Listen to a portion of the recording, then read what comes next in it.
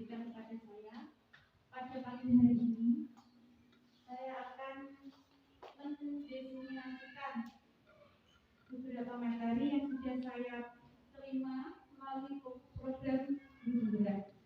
Sebelum memulai, Bapak Ibu yang saya hormati, sudah beberapa waktu ini kita sering mendengar kata program Guru Gerak. Apa program Guru Gerak itu? Sudah sering mendengar sampaikan pada kita. Program Guru Gerak ini berisikan program untuk melatih kecakapan guru dalam merubah mindset kita bahwa pembelajaran harus berpusat pada murid, berpusat pada anak. Pembelajaran merdeka belajar sendiri. Intinya seperti itu. Selanjutnya, pendidikan program Guru Gerak ini akan dilaksanakan selama 9 bulan. Alhamdulillah pada saat ini saya sudah menyelesaikan satu modul yang harus saya tempuh dalam program Guru Gerak ini adalah 3 modul. Sampai saat ini saya sudah menyelesaikan satu modul, masih ada 2 modul lagi yang masih saya harus tempuh dalam waktu 6 bulan ke depan.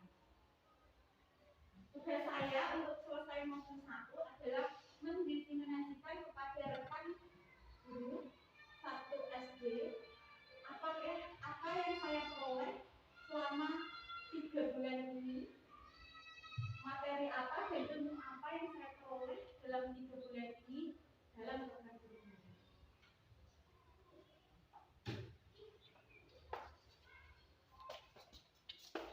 Materi untuk modul 1.1. Di sini saya akan menyampaikan filosofi Ki Hajar Dewantara. Siapa yang tidak kenal Ki Hajar Dewantara, semuanya pasti mengenal siapa Ki Hajar Dewantara itu. Dia adalah bapak pendidikan kita. Filosofinya masih dipegang teguh dalam pendidikan kita saat ini. Untuk program Guru Gerak, untuk pendidikan yang sudah berjalan, filosofi Ki Hajar Dewantara itu sudah mulai luntur. Maka untuk kegiatan Guru Gerak, khususnya Pak Menteri sekarang, Mas Menteri, itu mencanangkan lagi filosofi pendidikan Ki Hajar Dewantara.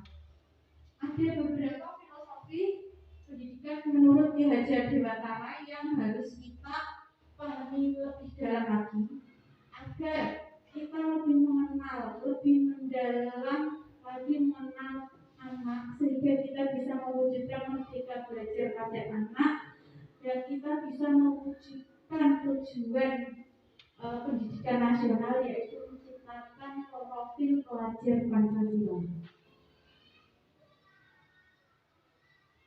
Dasar-dasar pendidikan Ki Hajar Dewantara.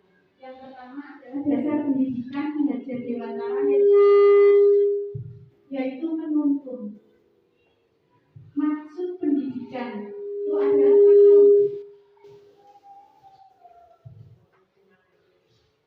menuntun segala kekuatan kodrat yang ada pada anak, agar mereka dapat mencapai keselamatan dan kebahagiaan yang setinggi-tingginya, baik sebagai manusia maupun masyarakat.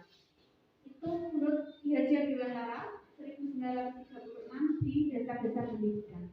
Di sini kodrat anak itu ada 2, kodrat zaman dan kodrat alam.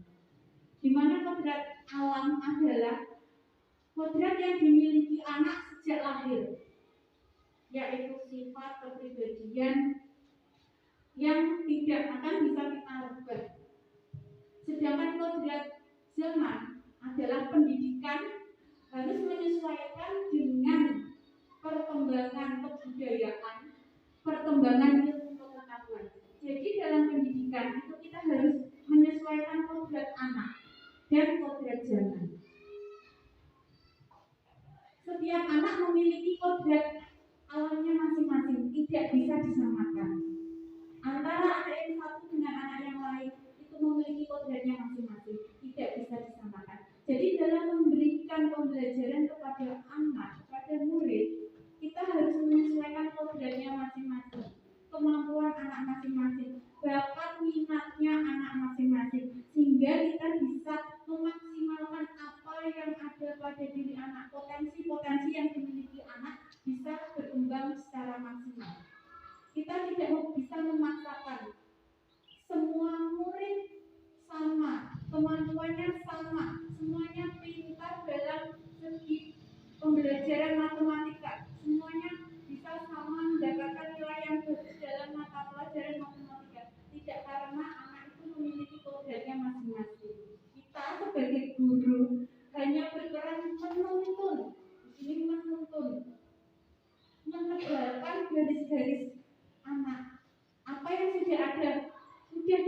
pada anak, kita menebalkannya, membantu menebalkan potensi yang dimiliki pada anak. Masih menuntun, pendidikan itu hanya dapat menuntun tumbuh atau hidupnya kekuatan kodrat yang ada pada anak-anak agar dapat memperbaiki lakunya, bukan dasarnya hidup dan tumbuhnya kekuatan kodrat anak. Ya, tadi bahwa guru itu hanya menuntun, tidak merubah kodrat anak. Potensi pada diri anak itu sudah ada pada diri anak masing-masing. Guru itu tidak bisa merubahnya, hanya bisa menuntunnya berkembang potensi apa yang dimiliki pada diri anak. Dasar pendidikan menuntun bahwa masih ingat selalu ini filosofi Ki Hajar Dewantara ing ngaso sing tulodo ing madya mangun kaso kekuri dunya. Ing ngaso sing tulodo artinya di depan memberikan contoh, ya, memberikan mengajari anaknya. Kalau tidak sesuai dengan apa yang diajarkan bapak ibu guru di sekolah kan pasti protes. Tidak mau, ya betul. Tidak sama dengan bu guru, tidak sama dengan pak guru rapodo, salah. Di sini fungsi kita sebagai guru adalah bukan ditiru, sehingga guru memberikan di depan, memberikan contoh. Kemudian ing madya mangun karso, di tengah memberikan motivasi spirit, ya. Jadi di tengah-tengah guru itu memberikan motivasi, memberikan dukungan, menuntun. Kemudian tuturi handayani, dari belakang mempengaruhi, memberikan dorongan, semangat. Jika ketiga dasar pendidikan filosofi Ki Hajar Dewantara ini bisa berjalan dengan baik, maka anak ini akan bisa selamat, bahagia sebagai manusia seutuhnya, baik manusia pribadi dan manusia dalam anggota masyarakat.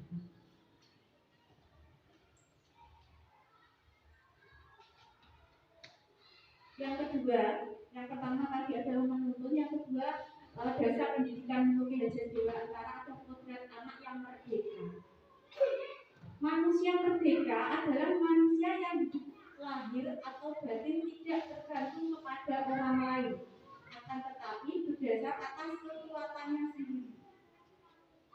Maksud pengajaran dan pendidikan yang berguna untuk kehidupan bersama ialah memerdekakan manusia sebagai bagian dari persatuan.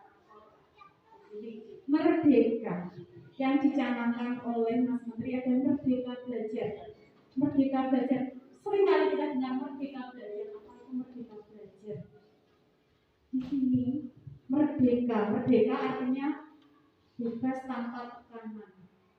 Anak belajar itu dari dirinya sendiri, tanpa ada beban. Tapi di sini bagaimana menumbuhkan rasa dari diri anak untuk sadar belajar itu memang sudah nih Bapak Ibu,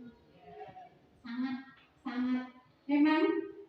Tapi kalau tidak dimulai, bagaimana akan ada hasilnya? Walaupun sulit, itu tugas kita. Menjadi memerdekakan anak. Anak itu belajar sudah punya keinginan sendiri, tanpa harus dipaksa. Belajar, kalau tidak akan mendapat hukuman. Ini sangat tidak tepat. Anak belum merdeka belajar, masih ada hukuman, belum keluar dari diri anak itu sendiri.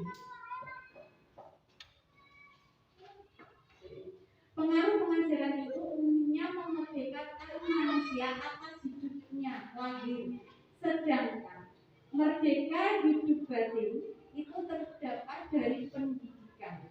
Merdeka batin itu pendidikan, Merdeka lahir itu pengajaran. Yang ketiga, dasar pendidikan menurut belajar Dewantara adalah kodrat anak adalah bermain. Nah, bermain adalah salah satu kodrat anak. Jadi untuk masa-masa sekolah dasar itu kita sebagai guru berusaha untuk belajar sambil bermain. Karena kodrat anak sendiri adalah bermain. Bagaimana anak belajar itu senang, bagaimana anak itu semangat untuk belajar. Berarti bermain sambil belajar, bukan belajar sambil bermain, tapi bermain sambil belajar. Karena kodratnya tersendiri itu anak-anak itu memang kodratnya adalah bermain. Jadi anak jangan dibebankan oleh belajar.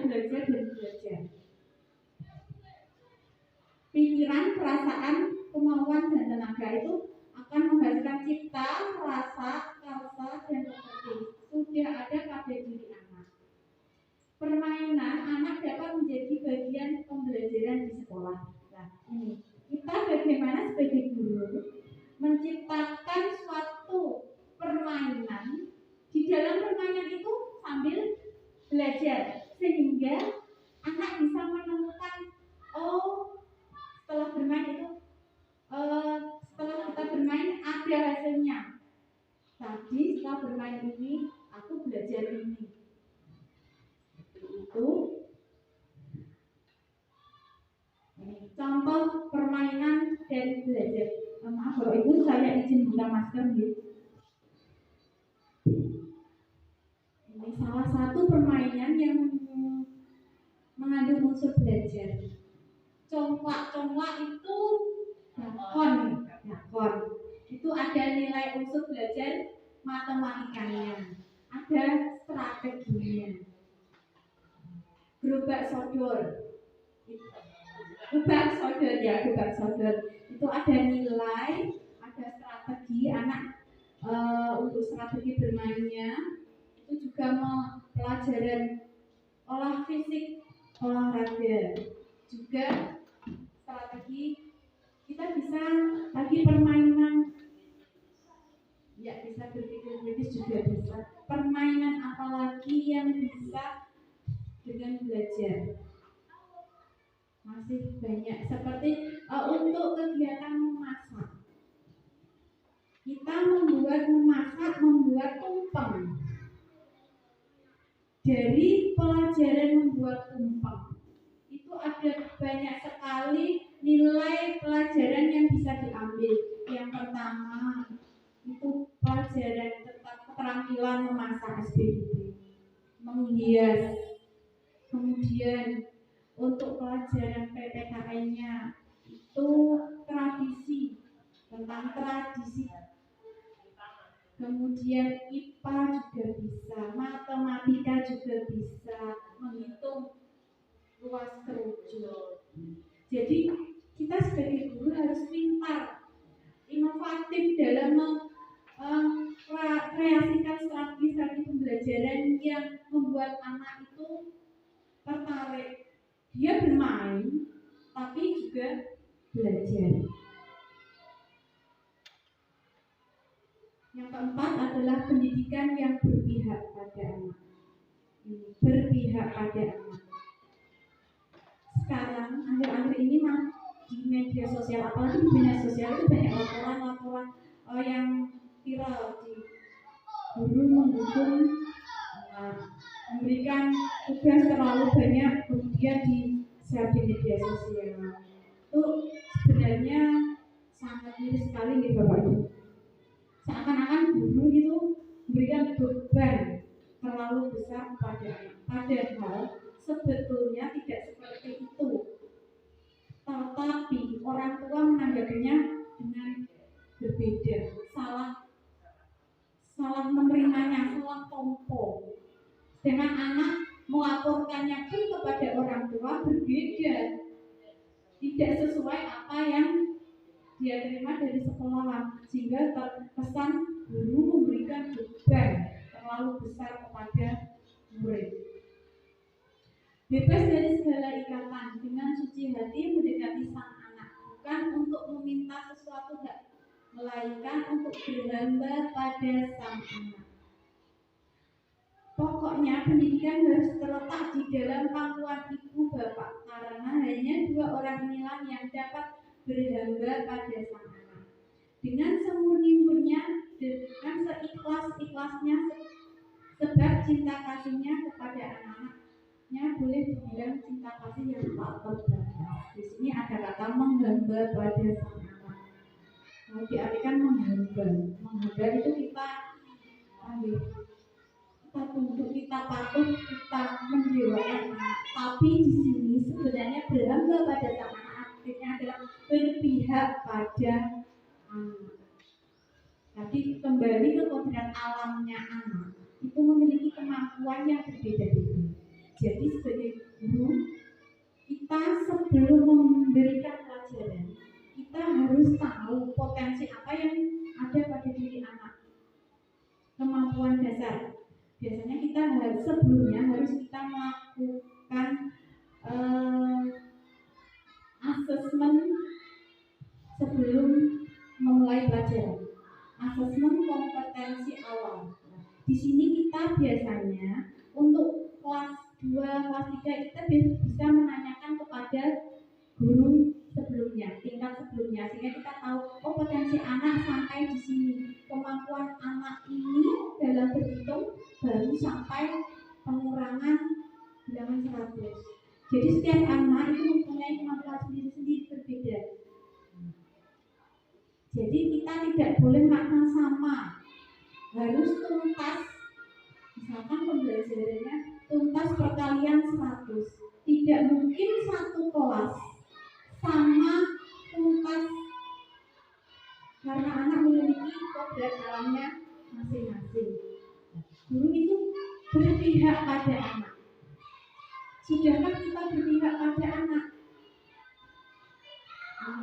Untuk berpihak pada anak itu memang perlu pendekatan sendiri pada anak. Setiap anak kita dekati tersendiri. Itu maka dalam satu kelas, kenapa ada batas maksimalnya 32? Karena jika jumlahnya terlalu besar, akan kesulitan bagi seorang guru untuk mengetahui potensi kemampuan awal setiap murid-muridnya. Pendidikan yang berpihak pada anak untuk berhamba atau menghamba pada sang anak. Pendidikan yang berpihak berpusat pada murid. Jadi selama ini pendidikan itu hanya berpusatnya kepada guru. Murid manut, istilahnya manut, apa yang dikatakan oleh guru. Tapi untuk sekarang dibalik bagaimana? Guru yang sesuai keinginan anak-anak mau belajar apa, maunya apa. Kita tidak boleh memaksakan. Kamu harus hafal perkalian 1 sampai dengan 100 besok lagi maju dia orang. Itu tidak berpihak pada anak. Tetapi kalau kita terlalu lunak kepada anak, lah akibatnya anak itu tidak akan menghargai dia akan menyebabkan guru. Bagaimana kita, peran kita sebagai guru tetap sebagai seorang penuntun, sebagai mentor yang membantu anak untuk mengembangkan potensinya tanpa mengubah peran guru.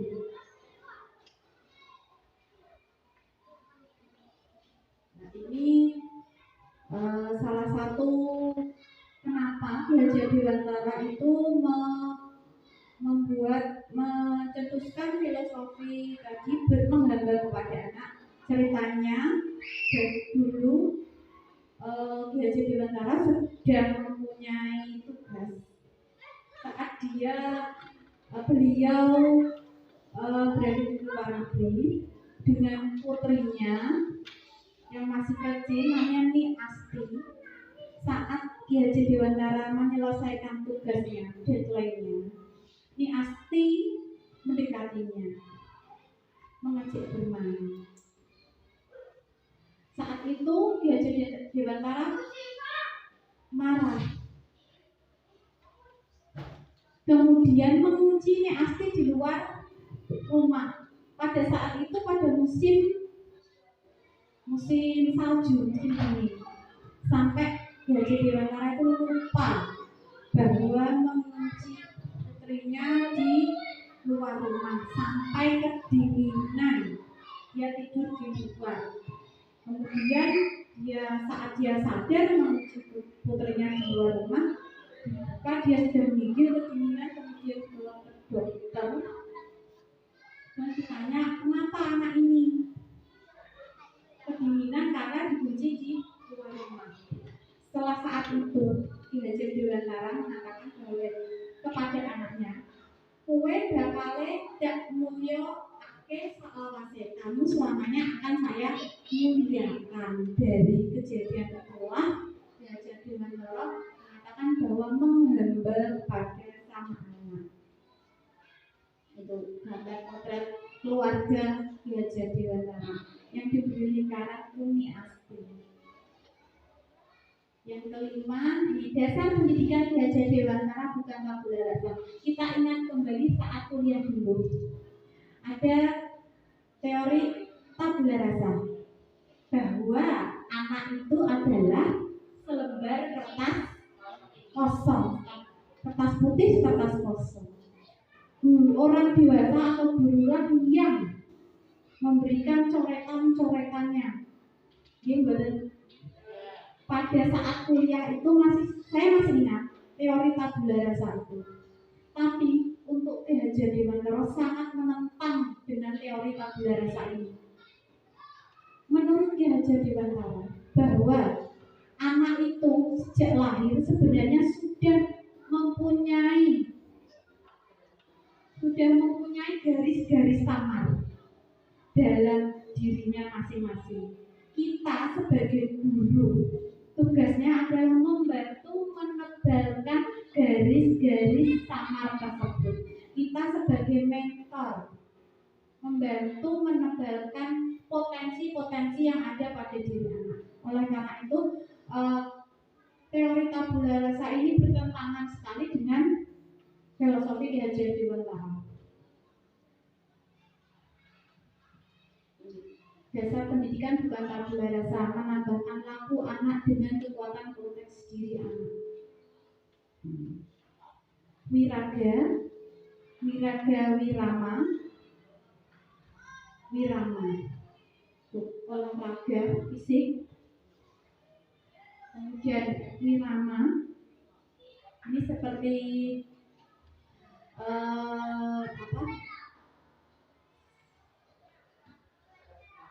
keselasian antara olah fisik, olahraga, olah rasa,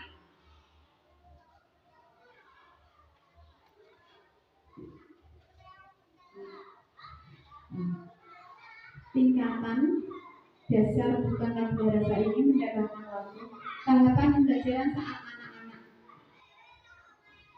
Pengalaman raga, indra, imajinasi itu pada saat PAUD.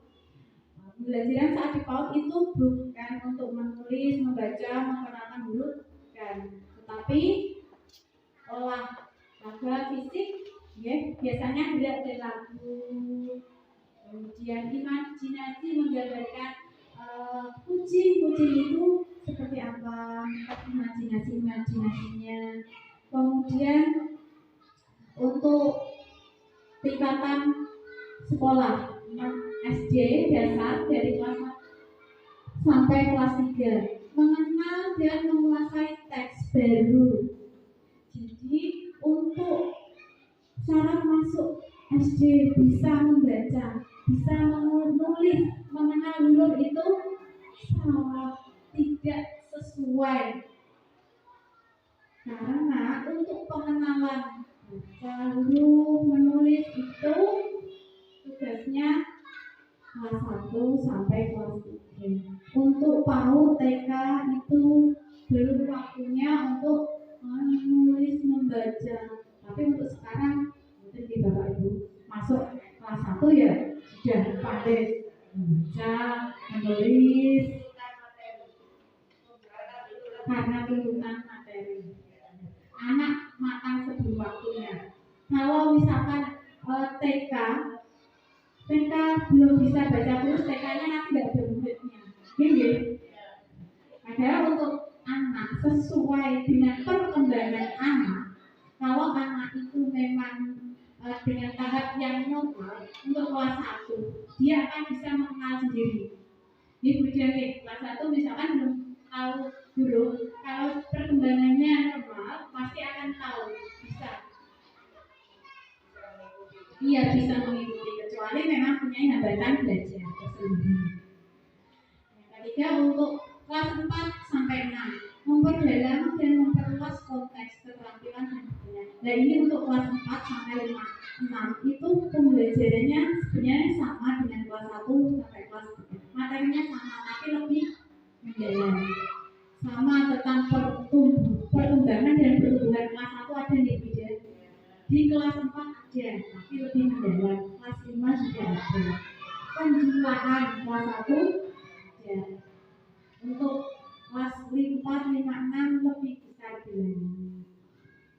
Kemudian untuk tingkatan SMA, orientasi pilihan hidup atau profesi. Jadi untuk tingkatan SMA itu lebih mengenal dirinya sendiri. Potensi apa yang ada pada diri. Untuk kedepannya saya ingin menjadi apa, memilih potensi sesuai dengan apa yang ada pada diri saya. Misalkan saya mahirnya dalam bidang otomotif, saya ambil di jurusan otomotif, mau buka bengkel.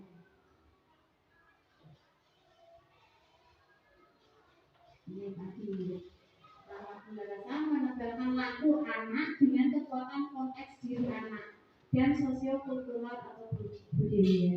Ini tadi bukan kertas kosong, anak itu sudah mempunyai potensinya masing-masing. Kita sebagai guru hanya membantu menebalkannya. Dasar pendidikan yang keenam adalah budi pekerti. Budi pekerti, watak, karakter adalah bersatunya perpaduan harmonis antara gerak pikiran, perasaan, dan kehendak atau kemauan, sehingga menimbulkan tenaga semangat.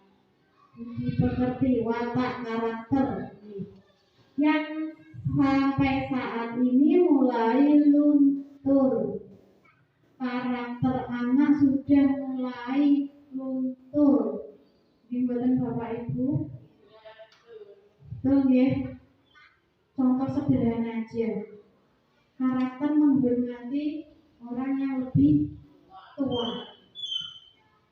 Nah, ini sangat mirip sekali ya, zaman sekarang karakter anak sudah mulai luntur, padahal yang bisa membuat anak itu menjadi orang yang berpendidikan itu adalah karakter. Kalau karakternya bagus, otomatis nanti kedepannya dia menjadi orang yang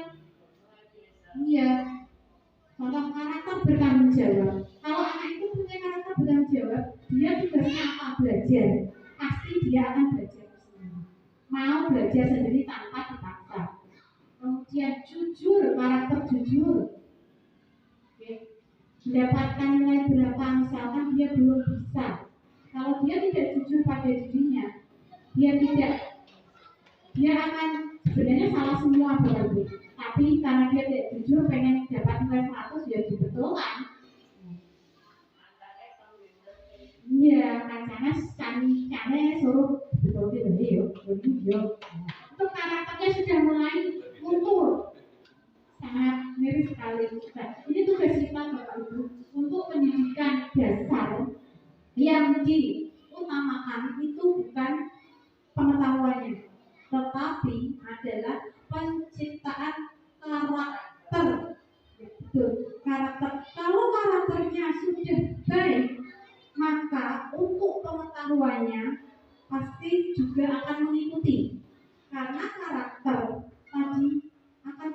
pada diri anak seperti tanggung jawab tadi. Kalau dia karakternya tanggung jawabnya bagus, tanggung jawab belajar dia akan mengikuti sendiri. Ya. Kalau dari awal sudah bagus karakternya, semuanya akan bagus. Contoh kecil ya, kita selalu dari kelas 1 meminta anak untuk membuang sampah di tempat sampah. Itu contoh kecil tapi sulitnya bukan main. Ada sepele ya Bapak Ibu. Oke handphone. Yo, buang sampah di mana? Tahu jawabannya tempat sampah Bu. Tapi nanti pas jajan berarti kan bukan belum dari dirinya, tapi mereka sadar kalau buang sampah di mana? Tempat sampah. Nah kalau di situ, jadi bukan saya yang membuangnya. Tangan saya. Ya berarti mendidiknya itu dari kesadaran dari dalam anak itu, pokoknya intinya itu. Ini kita bisa belajar dari bukti pekerti ini. Karena kenapa gamelan? Nah, gamelan ini kalau dimainkan kan bersama-sama nih. Kerja sama. Jika tidak ada kerjasama tidak akan menghasilkan bunyi yang ini menenun. Ini butuh kesabaran, ketelitian, salah sedikit bundut tidak akan jadi hasil kain tenun yang bagus. Akan ambiar kalau tidak ada ketelitian, kesabaran. Nah ini dasar pendidikan yang karena yang ke-7 adalah petani. Kita sebagai seorang guru itu diibaratkan sebagai petani. Kenapa? Karena petani itu saat mau menanam pasti sudah memilih bibitnya, dipilih yang baik, kemudian mempersiapkan lahannya, dipupuk, dibasmi hama-hamanya sampai dengan saat panen menghasilkan padi yang berkualitas bagus. Nah, seperti itu juga seorang guru dalam mendidik seorang anak. Kita harus seperti itu. Kita sudah menyiapkan lahannya yang tepat untuk anak tersebut, sarananya. Kemudian apakah kita jika menanam padi memperlakukannya sama nggak dengan menanam jagung? Ya, hasilnya menanamnya padi, hasilnya apakah jagung? Ya. Nah seperti itu juga dengan guru. Setiap anak memiliki potensi masing-masing, tidak bisa disamakan. Pupuknya juga beda. Anak satu dengan yang lain, pupuknya juga beda. Padi dengan jagung juga pupuknya beda. Perlakuannya juga beda, sehingga hasilnya nanti sama-sama berkualitas tinggi. Yang satu jagung dan yang satu padi.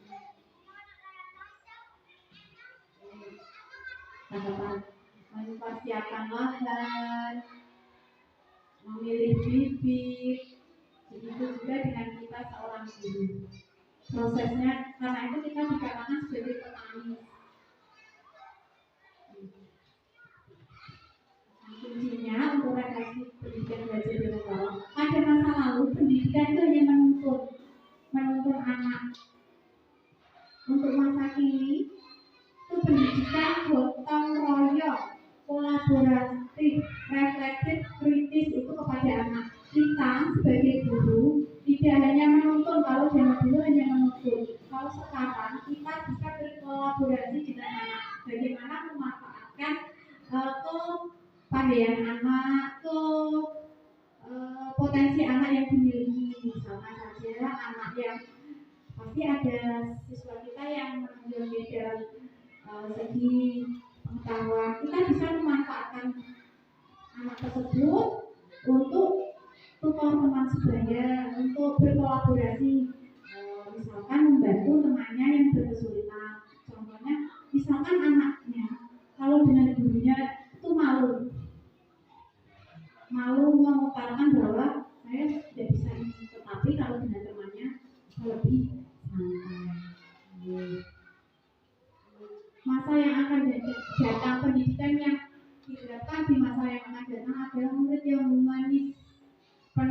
kasih sayang, hati yang bersih jujur, yang selamat dan bahagia. Student will be itu yang merdeka, bebas. Bebas di sini dalam tanda kutip ya, bukan bebasnya. Ya. Penuh kasih sayang, hati yang bersih dan jujur itu karakternya ya. Bukan murid yang pandai mendapat juara 1, mendapat juara ini. Sekarang itu yang kita pentingkan apa tuh Bapak itu? Bapak Ibu, apa karakternya dulu, apa pengetahuannya dulu? Ya, karakternya, bukan pengetahuannya dulu, tapi karakternya dulu yang kita ajarkan. Nanti kalau karakternya bagus, akan gitu. Kuncinya ya. Maksud pendidikan itu adalah menuntun segala kekuatan Tuhan yang ada pada anak-anak agar mereka dapat mencapai keselamatan dan kebahagiaan yang setinggi-tingginya, baik sebagai manusia maupun anggota masyarakat. Menuntun ini adalah kolaborasi, kritis, reflektif, komunikasi, kreatif, dan inovatif. Ini yang diharapkan kepada anak-anak kita. Kritis, inovatif, komunikatif. Ini yang baru akan saya tanamkan kepada anak-anak. Tidak, yang kreatif itu belum terlalu jauh, tapi ini yang komunikatif. Anak-anak berani untuk berbicara, menyampaikan pendapatnya. Kalau dulu, kalau zaman saya nih, pada masa saya itu anak-anak mau diam. Tidak pernah kayaknya aku mendengarkan selama seperti itu. Makanya saya merasakan sekali. Saya itu orangnya pemalu untuk bertanya. Sulit disuruh bertanya. Oh ya saya tak oke. Nah nanti akan terbentur. Itu Bapak Ibu. Saya tidak ingin murid-murid saya itu seperti saya. Nah di kontak kok wangel, ising. Untuk salah, padahal yang salah berarti malu. Nah ini menghilangkan rasa itu bagaimana? Mau saya tanamkan kepada diri anak. Berani bertanya, apapun pokoknya tangan. Benar apa salah? Tanya. Selamat dan bahagia, well-being, merdeka belajar. Pesan kuncinya menuntun, bukan menuntut. Jadi menuntun, guru itu menuntun dalam belajar, bukan menuntut kamu harus bisa ini, kamu harus dapat nilai 100. Merdeka bukanlah sebebas-bebasnya, merdeka tapi dalam artian tanda petik bukan sebebas-bebasnya. Berhamba bukan menyembah, tapi berpihak pada anak. Budi pekerti bukan tentang perilaku yang salah dan benar, tapi dari karakter diri anak. Bermain, belajar adalah menciptakan pembelajaran yang bermakna dan menyenangkan. Pembelajaran yang bermakna, ini yang penting. Pembelajaran bermakna. Relevan, bergerak sesuai kodrat alam dan kodrat zaman. Peradaban yang humanis. Keselamatan dan kebahagiaan anak will be merdeka belajar. Murid dan murid berpihak pada murid.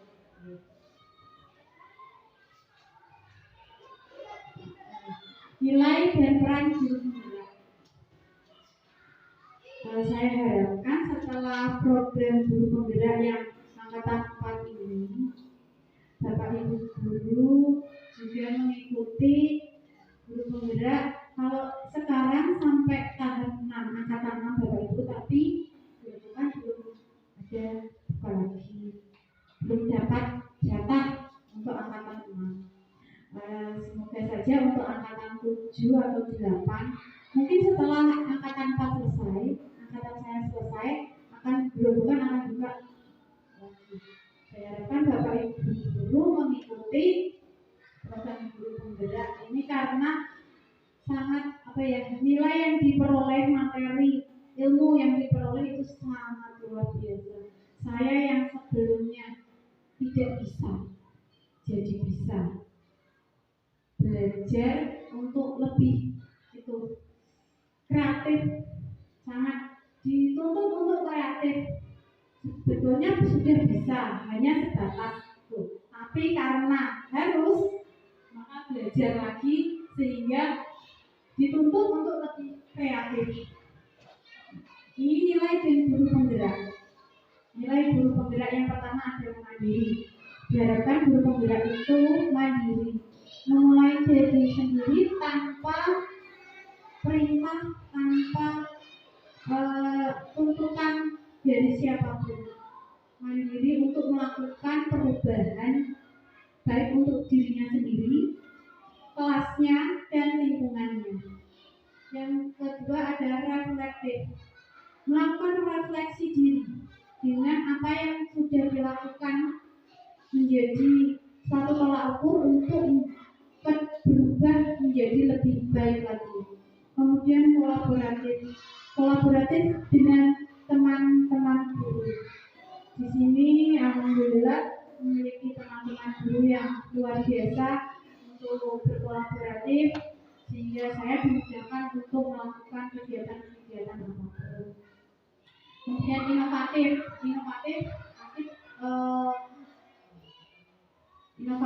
dan kreatif itu mesti jadi satu.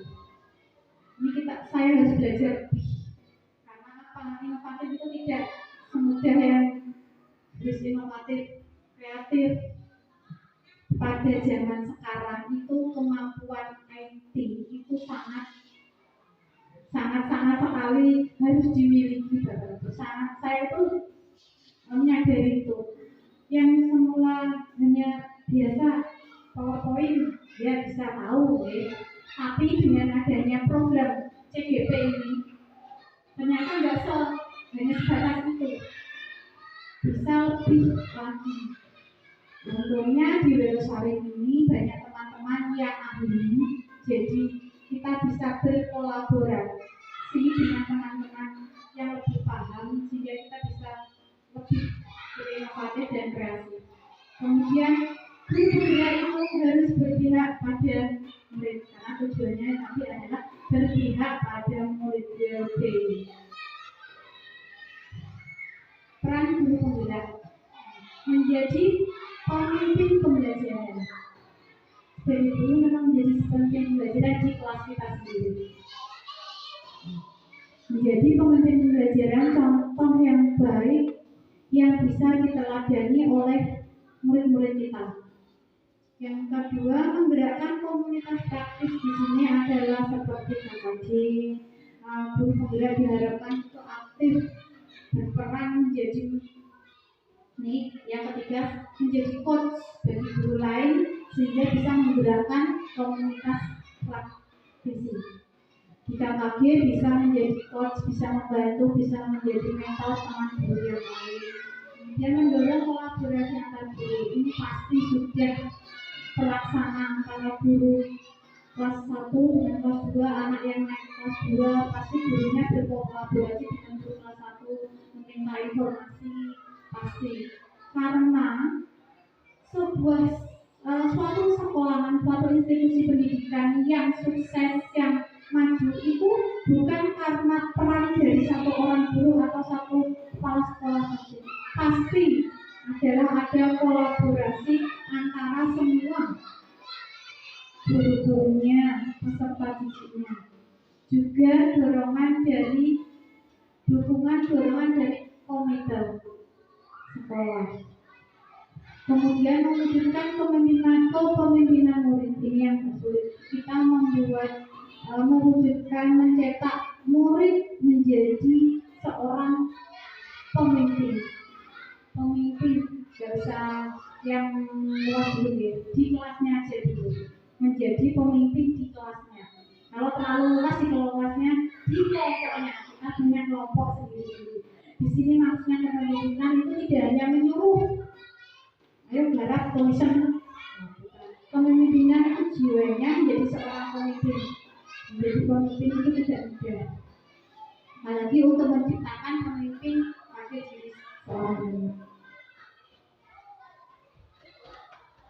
Ini tujuan dari pendidikan nasional ini banyak Bapak Ibu. Apa saja yang kita lakukan itu untuk ini, mencetak profil pelajar Pancasila. Ini goalnya yang akan kita tuju itu ini, profil pelajar Pancasila. Beriman dan bertakwa kepada Tuhan Yang Maha Esa dan berakhlak mulia, berkebinekaan global, bergotong royong, kreatif, bernalar kritis dan mandiri. Itu yang akan kita capai bagi murid-murid kita menjadi profil pelajar Pancasila. Kemudian selanjutnya untuk modul 1.1 filosofi belajar Dirgantara itu sudah cukup. Kemudian saya akan melanjutkan tentang modul 1.4 yaitu budaya positif.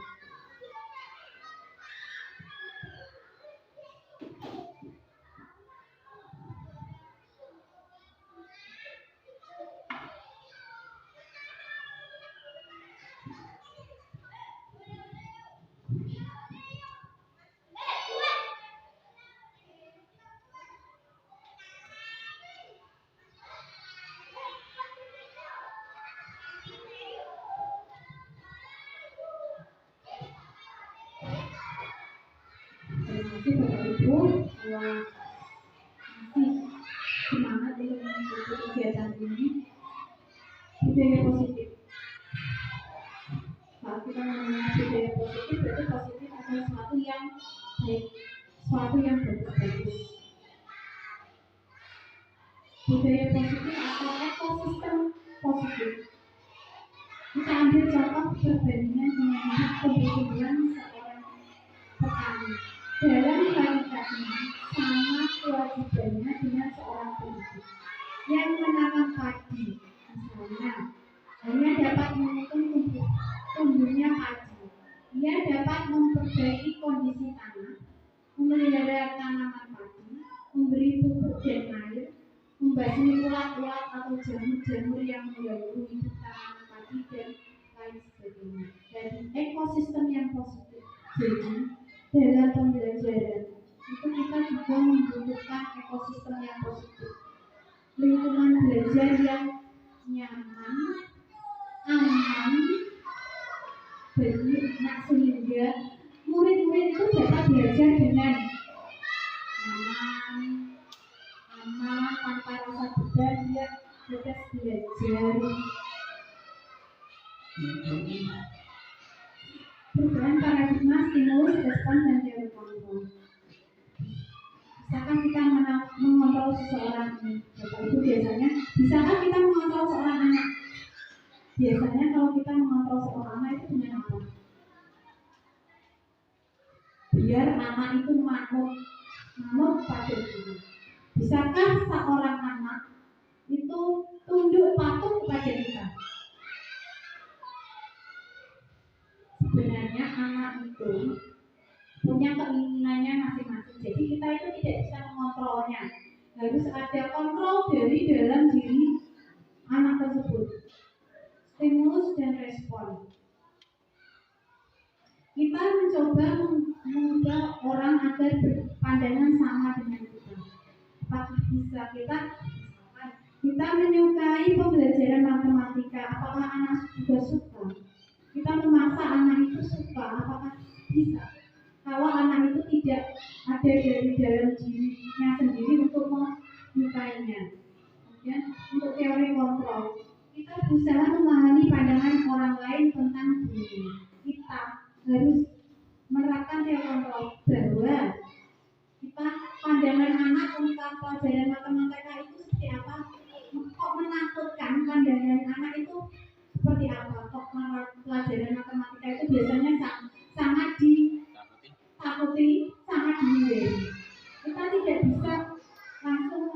kamu harus suka matematika. Kedua, perilaku buruk dilihat sebagai suatu kesalahan. Semua perilaku memiliki tujuan. Perilaku buruk dilihat sebagai suatu kesalahan. Pasti misalnya pada anak yang mengambil barang orang lain, kita pasti langsung ini perilakunya buruk. Salah, mengambil barang orang lain salah. Tanpa kita menanyakan terlebih dahulu, tujuanmu mengambil barang orang lain itu kenapa? Pasti ada tujuannya. Apakah ingin pengen memiliki, apakah sebenarnya hanya bergurau digeleke, ya, contoh juga mengambil makanan orang lain, mengambil makanan temannya. Kita pasti kamu kok seperti itu. Ini salah, ini perilaku yang salah, tidak boleh diulangi tanpa tahu penyebab kenapa anak itu mengambil makanan temannya. Kita harus tanyakan dulu tujuanmu apa. Apakah dari rumah belum makan atau pengen lauk yang dibawa temannya. Seperti itu. Jadi kalau kita melakukan suatu tindakan kepada anak, kita harus tahu tujuan anak itu melakukan perilaku seperti itu tujuannya apa. Kemudian orang lain bisa mengontrol saya. Hanya Anda yang bisa mengontrol diri Anda.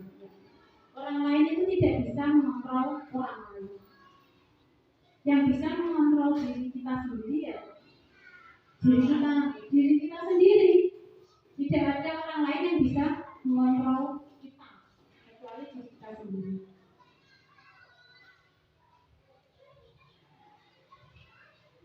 Saya bisa mengontrol orang lain. Apakah Bapak Ibu bisa mengontrol anak untuk tidak boleh ini, tidak boleh ini? Bisa enggak? Ya, betul. Mungkin bisa hanya sesaat. Tapi kalau sudah kembali lagi, karena kontrol itu bukan dari dirinya sendiri. Anda tidak bisa mengontrol orang lain, ya bisa, tapi hanya sesaat saja.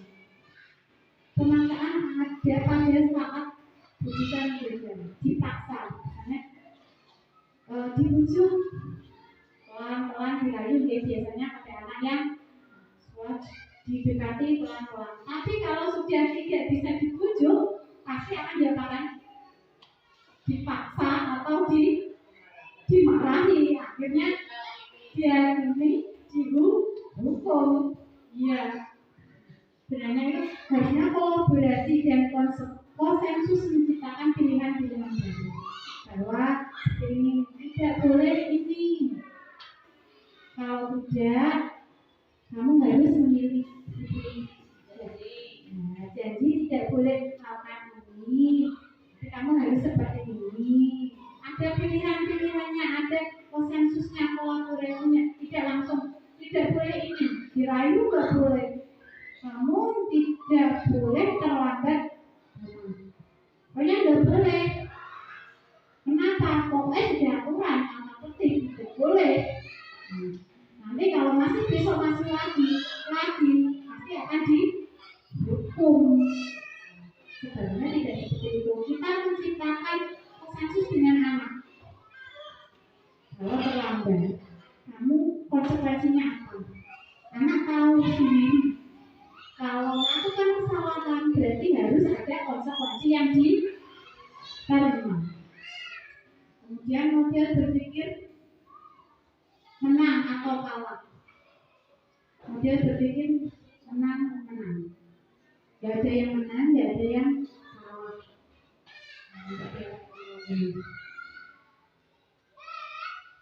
Apa makna disiplin? Untuk disiplin itu belajar. Disiplin dengan hukuman sama gak ya Bapak Ibu? Beda ya. Kalau tidak bisa disiplin akhirnya dihukum gitu ya. Akhirnya seperti itu. Kalau tidak bisa disiplin, tidak bisa melakukan disiplin akhirnya mendapat hukuman. Sebenarnya bukan hukuman, nanti kita akan belajar yang namanya posisi kontrol. Ini disiplin. Namun dalam budaya kita, makna kata disiplin telah berubah menjadi sesuatu yang dilakukan seseorang pada orang lain untuk mendapatkan kepatuhan. Kecenderungan umum adalah menghubungkan kata disiplin dengan ketidaknyamanan, bukan dengan apa yang kita hargai atau pencapaian suatu tujuan mulia. Jadi adalah disiplin itu cenderung dengan kata paksaan, dipaksa untuk harus taat pada peraturan. Nah, ini teori motivasi perilaku semua orang. Biasanya anak-anak atau manusia itu melakukan suatu perilaku itu didasarkan atas tiga motivasi. Yang pertama itu menghindari hukuman. Yang kedua mendapatkan imbalan, memperoleh sesuatu. Dan yang ketiga itu datang dari diri sendiri. Yang ingin kita ciptakan itu yang ketiga. Seorang anak, seorang murid melakukan sesuatu perilaku itu dari dirinya sendiri, bukan karena satu. Misalkan mengerjakan PR, dan seseorang dihukum. Berarti motivasi mengerjakan PR itu adalah aku dihukum. Ada lagi, aku mengerjakan PR dan dapat nilai 100, dapat hadiah. Berarti motivasinya adalah mendapatkan imbalan, mendapatkan pujian, dia dipuji guru, sergepe. Berarti itu motivasi untuk mendapatkan imbalan. Sedangkan motivasi, bagaimana cara kita untuk menimbulkan motivasi dari diri sendiri, dari dalam diri anak. Mengerjakan PR itu sebenarnya memang kewajiban. Tugas kita sebagai seorang murid belajar dan mengerjakan tanpa ada motivasi atau dihukum atau mendapatkan imbalan. Kedua motivasi itu ada motivasi eksternal. Kalau mendapat hukuman itu motivasi dari eksternal, mendapat imbalan dari eksternal, dan motivasi dari diri sendiri itu motivasi internal dari dalam diri anak sendiri.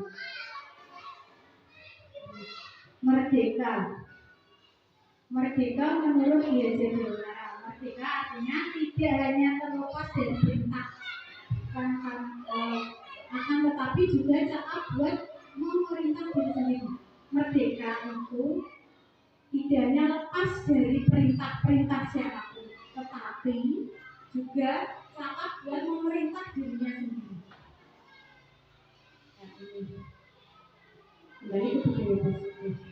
Ya, kita budaya positif itu tidak langsung tumbuh di lingkungan, tetapi dari kecil dulu, dari kelas kita sendiri. Kita buat peraturan kelas. Ya, kelas membuat peraturan kelas yang disepakati antara guru dan murid-murid sendiri. Peraturan apa yang akan kita terapkan di kelas kita bisa diskusi. Contoh, masuk sebelum 5 menit sebelum pembelajaran harus sudah siap. Kemudian mengerjakan PR. Semua disepakati menghargai pendapat orang lain, saling menghormati. Kemudian keyakinan kelas, kesepakatan kelas. Kalau tidak mengerjakan PR, kemudian keyakinan kelasnya apa yang harus dilakukan? Baru misalkan kalau tidak mengerjakan PR, nanti konsekuensinya keyakinan kelasnya harus pulang terlambat untuk mengerjakan PR. Misalkan kalau seperti ini, orang tidak mengerjakan PR, orang PR itu menjebol, itu hukuman atau keyakinan kelas? Hukuman, itu termasuk hukuman. Seharusnya kita bukan membuat kesepakatan kelas. Kalau tidak mengerjakan PR, berarti harus nanti pulangnya telat menyelesaikan PR terlebih dahulu. Kalau ada temannya menyampaikan pendapat, yang lain harus mendengarkan. Jika tidak, konsekuensi apa yang diterima tersebut. Kemudian kalau keyakinan kelas atau kesepakatan kelas ini bisa berjalan dengan baik, akan menciptakan lingkungan yang positif untuk belajar anak, lingkungan yang aman, nyaman, tenang, sehingga budaya positif pun akan tercipta di lingkungan sekolah. Berawal dari kelas akan menjadi budaya positif satu sekolah. Tidak hanya di sekolah, kalau budaya positif itu sudah terbiasa ada pada diri anak, di rumah pun akan terbiasa. Misalnya juga setelah meminjam barang dikembalikan ke tempatnya. Kalau tidak, konsekuensinya apa? Menata semua buku yang ada di kelas. Kalau terbiasa seperti itu, maka di rumah kalau pulang sekolah sepatu ditaruh di rak sepatu, tidak harus dilempar. Budaya positif akan tertanam pada diri anak. Keyakinan kelas, hukuman dan pembelajaran. Mengapa tidak peraturan saja? Mengapa harus keyakinan kelas? Peraturan biasanya anak itu malah sering melanggarnya. Kalau peraturan malah dilanggar. Kalau peraturan malah dilanggar. Kita membuatnya keyakinan kelas saja. Kalau keyakinan kelas yang membuat itu yang membuatkan iya dengan kesepakatan anak sendiri dan guru. Contohnya seperti ini. Mengapa kita memiliki peraturan harus menggunakan helm bila mengendarai kendaraan roda dua? Nah, kalau kita tak tahunya hukuman pasti seperti ini. Nah, orang yang helm kok ditangkap polisi, padahal yang utama bukan ditangkap polisinya, tapi untuk keselamatannya. Keyakinannya seperti itu, harus yakin bahwa menggunakan helm untuk keselamatan, bukan untuk biar tidak ditilang. Itu juga dengan peraturan 3M. Kita harus tanamkan pada diri anak untuk kalau kita melakukan sesuatu ada konsekuensinya dan apa yang kita terima kalau melakukan. Contoh kesepakatan kelas yang dibuat dalam 4 waktu. Kata-katanya kalau kesepakatan kelas seperti ini, kami guru dan murid saling menyayangi. Kami murid yang semangat belajar. Kami murid yang peduli dengan teman-teman. Kan ada teman yang tidak punya toleransi, lebih ke kesepakatan kelas daripada peraturan tertib. Tidak boleh saat guru mengajar menjelaskan anak-anak harus diam, tidak ada yang berbicara. Itu lebih ke peraturan ya. Kita buat kesepakatan kelas. Ini peraturan, selalu kembalikan buku ke tempatnya. Keyakinan kelasnya, yang nilai yang akan diambil adalah bahwa anak akan menumbuhkan rasa tanggung jawab. Dilarang mengganggu orang lain, berarti menghormati orang lain dan diri sendiri. Saat guru menjelaskan itu anak harus mendengarkan, berarti kita menghormati. Jadi di sekolah 15 menit sebelum pembelajaran dimulai, berarti menghormati orang lain, komitmen pada tujuan, berkomitmen bahwa saya tidak boleh terlambat. Kalau terlambat bisa menghambat pembelajaran kelas. Yang rugi bukan hanya diri sendiri, tapi menghormati orang lain, hak orang ya untuk seperti itu. Jadi untuk melakukan sesuatu pasti ada dasarnya, tujuannya.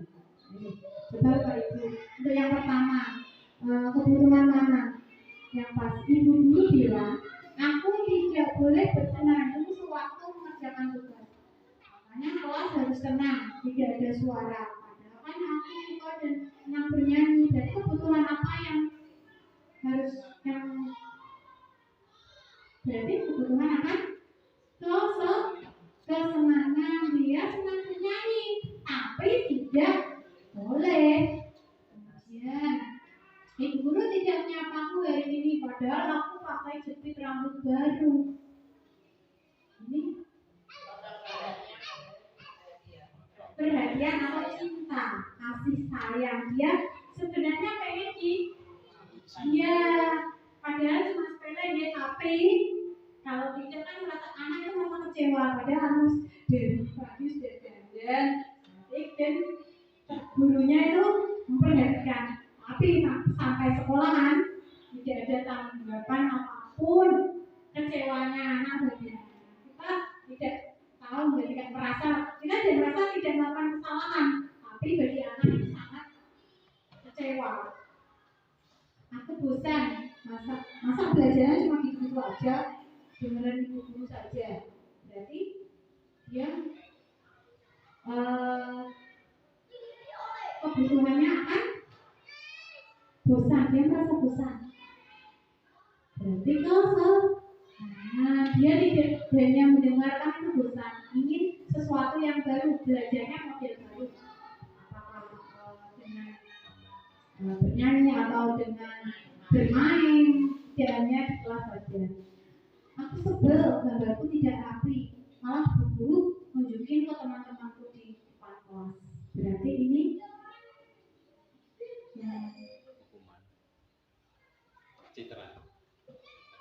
penguasaan. Dia tidak menguasai pelajaran menggambar, gambarnya tidak bagus, tapi kok malah ditunjukkan ke teman-teman. Dia merasa kecewa karena dia tidak bisa. Dalam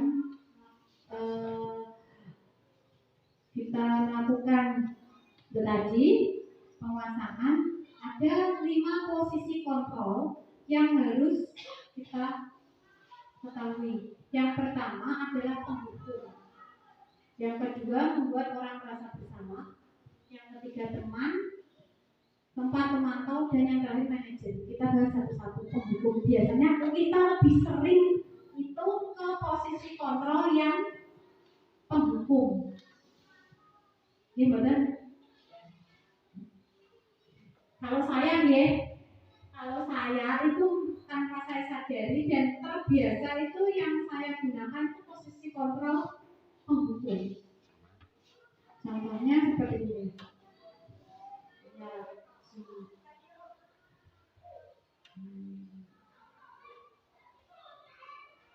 Mengadik, menunjuk-nunjuk, menyakiti, menyindir.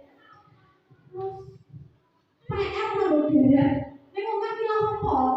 Nah, itu termasuk makin wes dikon si mau. Itu sudah posisi kontrol sebagai penghukum. Biasanya mengatakan kalau kamu tidak melakukannya, awas kamu. Biasanya sangat di pelajaran di mengatakan, ayo mama dewe, masih menang pas ya. Nah, itu sudah terbiasa.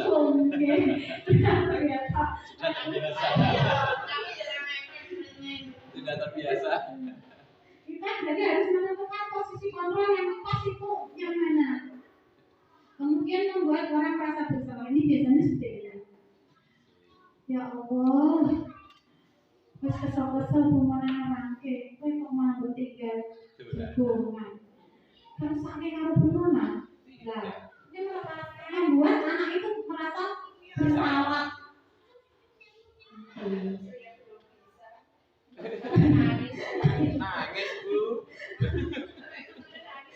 Nangis bu. Iya. Kamu seharusnya sudah tahu itu lelah sekali.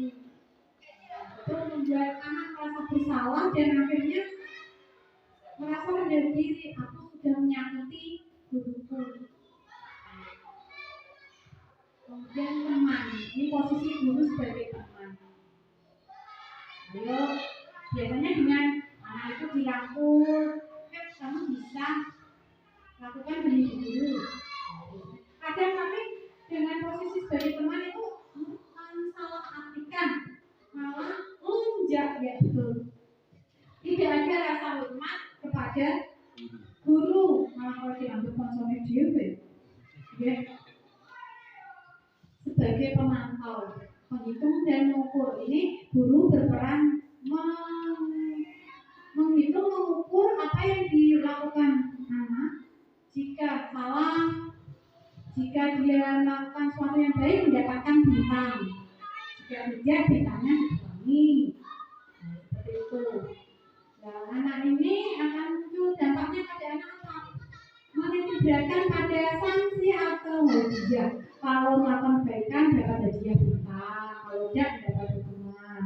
Nah, posisi kontrol yang diharapkan untuk kita adalah sebagai manajer.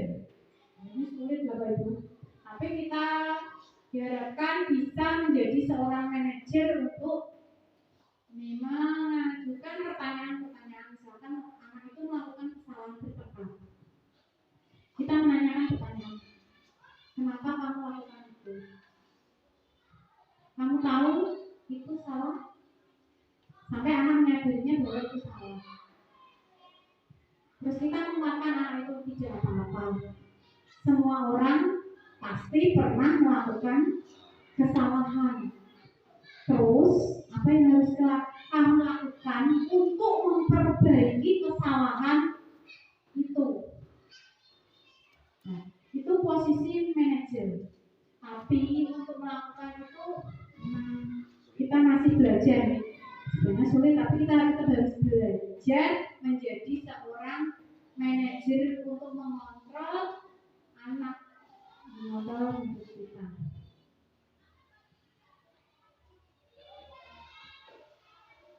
Ini kegiatan ada suara dari sana. Untuk sebagai manajer kita itu harus melakukan kegiatan restitusi. Apa itu restitusi? Restitusi adalah proses penciptaan kondisi bagi murid untuk memperbaiki kesalahan mereka sehingga mereka bisa kembali pada kelompok mereka dengan karakter yang lebih kuat, lebih baik. Jika anak itu melakukan kesalahan, kita tanya, kita lakukan kegiatan restitusi. Ciri-ciri restitusi yang pertama adalah bukan untuk menebus kesalahan, namun untuk belajar dari kesalahan. Yang kedua, memperbaiki hubungan. Yang ketiga, tawaran bukan pasangan.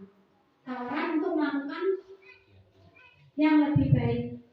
4. Restitusi menuntut untuk melihat ke dalam diri. 5. Restitusi mencari kebutuhan dasar yang mendasari tindakan. Sebenarnya kamu melakukan itu tujuannya apa?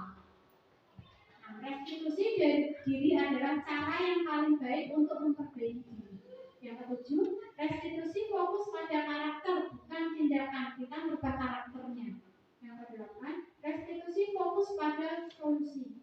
Yang ke-9, restitusi mengembalikan murid yang berbuat salah pada kelompoknya. Jadi tidak dikucilkan, tapi kembalikan ke kelompoknya dengan perilaku yang lebih baik.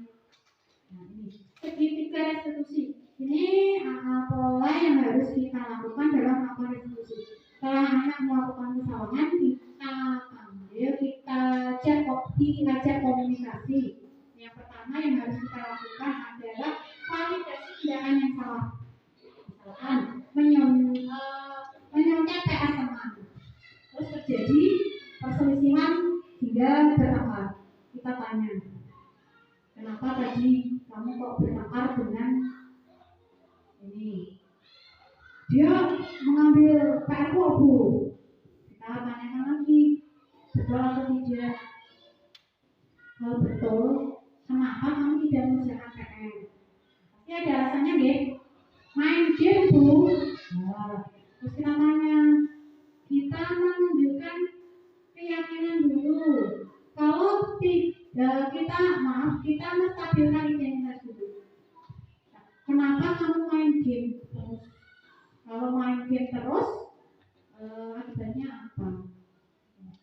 Kemudian kita memberikan motivasi ini. Setiap orang itu pernah melakukan kesalahan. Tetapi kalau sudah tahu salah, jangan diulangi lagi. Kemudian ini gunanya kesepakatan kelas. Kalau tidak mengerjakan PR, jadi konsekuensi apa yang harus kamu lakukan sesuai dengan kesepakatan kelas yang kita buat kemarin.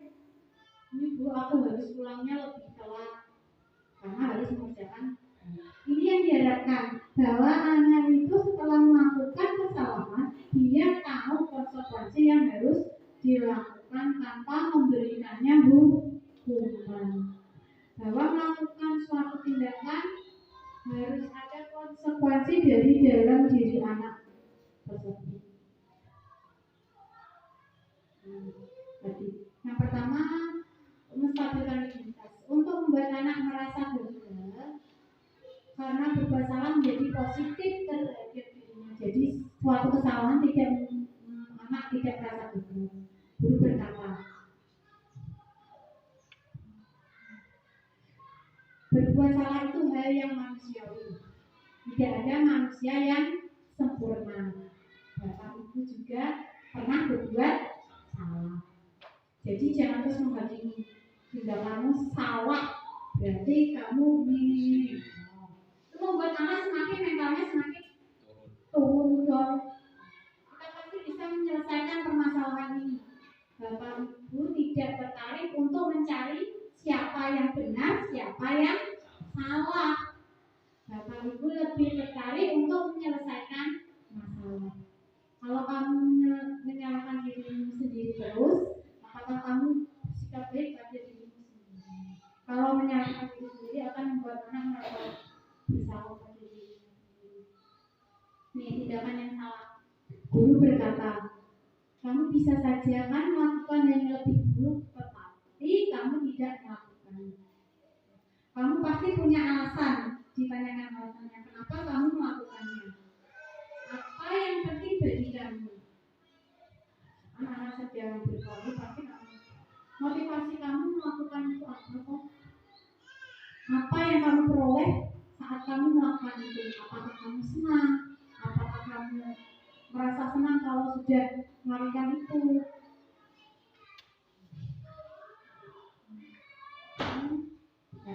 Menanyakan keyakinan. Guru berkata, apa yang kita percaya di kelas ini, setelah kita membuat kesepakatan kelas, kita bisa menanyakan keyakinan kelas yang sudah kita buat. Nilai-nilai universal apa yang telah kita sepakati? Kelas yang ideal itu seperti apa? Kamu ingin jadi anak seperti apa? Apa yang kamu rasakan ketika kamu melakukan itu? Kamu menjadi orang yang seperti apa? Keyakinan kelas, kita bentuk keyakinan kelas dulu.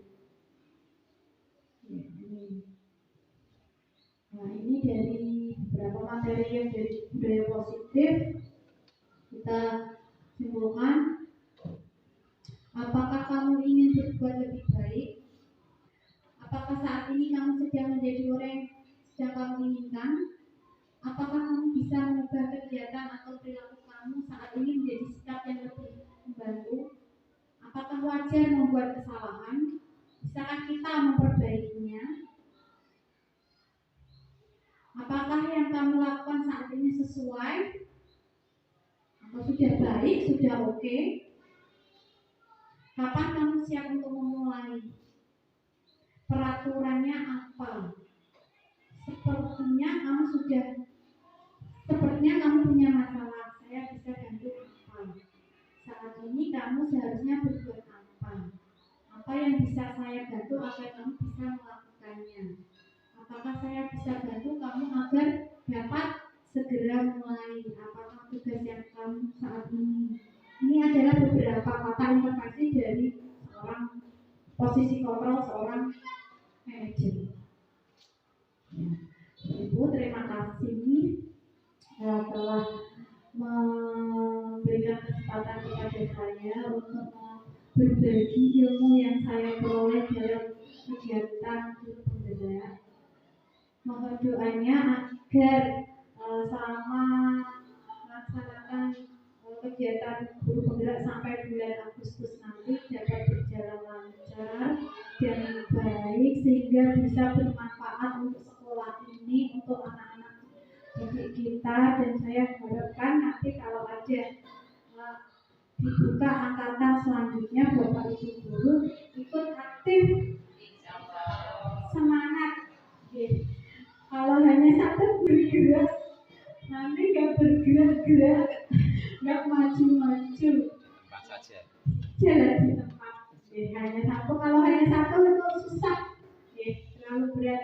Kita yakin bahwa SD 8 ini bisa maju lebih baik karena mempunyai andalan kita, potensi daerah yang kita miliki ada di SD 8, dan itu adalah daya tarik dan kekuatan dari SD 8 ini. Semoga bisa menjadi sekolah penggerak ke depannya.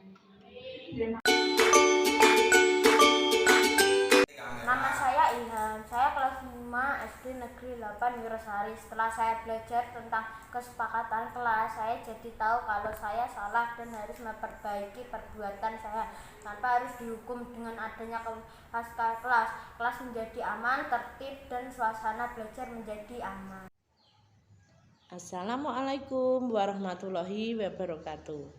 Perkenalkan, nama saya Sulastri dari SD Negeri 8 Wirosari.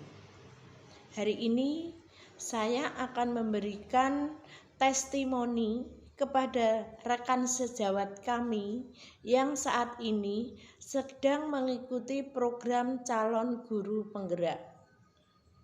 Setelah mengikuti kegiatan diseminasi yang dilaksanakan oleh Ibu Indah Monalistiani, kami dapat memperoleh manfaat yang luar biasa, yaitu berkaitan dengan merdeka belajar. Seorang guru tidak boleh berlaku layaknya seorang diktator. Guru juga tidak harus melulu menyuapi siswanya dengan materi-materi. Dengan bermain, siswa diajak untuk menemukan sendiri konsep-konsep yang berhubungan dengan pembelajaran. Jadi, peran seorang guru di sini hanya sebagai mentor saja. Guru juga harus paham kesulitan apa yang dihadapi oleh siswa-siswanya. Selain itu, seorang guru juga harus memfasilitasi dan tahu bagaimana cara menyikapi kesulitan-kesulitan tersebut tanpa ada paksaan. Selain itu, dalam kelas harus ada yang namanya kesepakatan kelas atau restitusi. Mengapa? Karena dengan kesepakatan kelas atau restitusi dapat membentuk karakter siswa untuk lebih percaya kepada Allah Subhanahu wa Ta'ala, lebih jujur, lebih disiplin, dan lebih tanggung jawab. Dan yang tidak kalah pentingnya dari diseminasi saat ini, yaitu kami selaku guru tahu kekurangan kami, sehingga memotivasi diri kami untuk membenahi diri lebih baik lagi ke depannya di dalam melaksanakan pembelajaran. Dan kami juga ingin